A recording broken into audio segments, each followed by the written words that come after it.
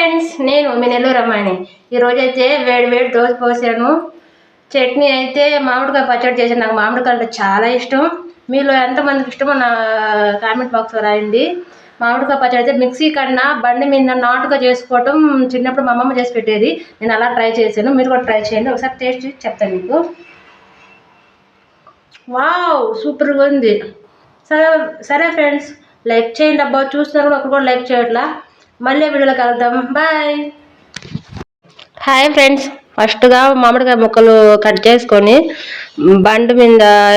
బండితో దంచుకోవటం, తర్వాత మిరపకాయలు ఇలా వేపుకున్నాం కదా అవి పొడిగొట్టుకోవటం, తర్వాత వచ్చేసి తిరగమాత వెండిమిరపకాయలు పొడి కొట్టుకున్నాం కదా, తిరగమాత కరివేపాకు తెల్లగడ్డ ఆవాలు వేసి తిరగమాత చేసుకొని దోశ పోసుకొని దోశలు వేసుకొని తినేయటమే.